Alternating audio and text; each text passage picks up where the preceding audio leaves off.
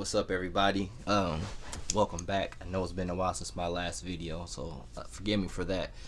Anyway, moving on. I want to talk about the movie Wonder Woman. It's been out for a while. I know it's out of theaters in most places, but I kind of wanted to wait a little bit before I started talking about certain things in the movie because it really gives away the plot. So anyway, like I said, I assume most of you already seen it. To me, it was just like, it reminded me a lot of the first Captain America movie. You know, it was a period piece, and it kind of, she was like the first, Justice Leaguer, as Cap was the first Avenger and things like that. But there was a lot of biblical undertones in the movie. But one of them that stood out the most to me was the dialogue between Ares and Diana. And the certain dialogue in that between them reminded me a lot of how Satan operates in the world. So clearly, it was very parallel, similar to when Satan was kicked out of heaven. Zeus and the gods clashed with Ares, but in Wonder Woman, all the gods died and Ares was sent to dwell among humans, and he walked around, things like that, and he was blamed for all the wars and the hatred that resulted throughout mankind's history. It was fascinating to me, though, as I listened and heard how when Diana finally confronted him, and she talked about how she regurgitated the things that the Mascarans had told her mother. It was like about how dreadful Ares was, and how he was the bane of humanity, and how because of him humans were corrupted. But what he said was so profound to me. He said that I didn't do anything. Like, I just whispered to humanity's desires. I spoke what they wanted the most. I spoke on that, put the ideas in their head, and they just went along with it because evil was already in their heart, basically. And I was like, yo, that's that's Satan all the way.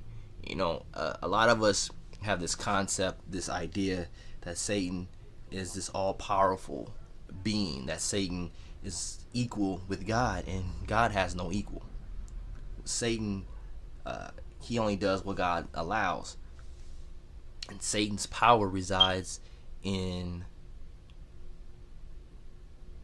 his power resides in the unknown, where we think of him as the boogeyman, this guy that lurks in the shadows, that lurks in the dark, and we can't see him, and that's where his power arises because it's fear. We don't understand. We fear what we don't understand, and so what he really does is he just speaks to the sin within us. And I talked about that a little bit in one of my videos. I think it was talking about practice, to where we go through these extremes to avoid sin, but what we really need to work on is the sin that's in us, because those desires, if we don't deal with those desires, like for example, people talked about secular music and how secular music causes them to sin, this, that, and the other. But I'm like, yo, whatever it is that's speaking to you, and you got whatever they're speaking to inside of you, that's what you have to deal with.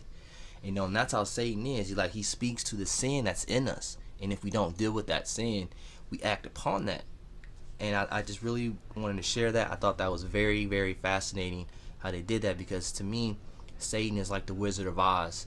He's all smoke and mirrors, and if you're not careful, you're going to fall into his devices, because you're not dealing with that sin. You're not dealing with that selfishness, that greed that's in you, because that's what he speaks to. And if he can speak to that, if he can recognize that, and he's going to capitalize on it every single time. That's why it's important for us as Christians to have to have the Spirit of God residing in each and every one of us, and we walk by the Spirit of God, because then God starts to commune with his Spirit within us.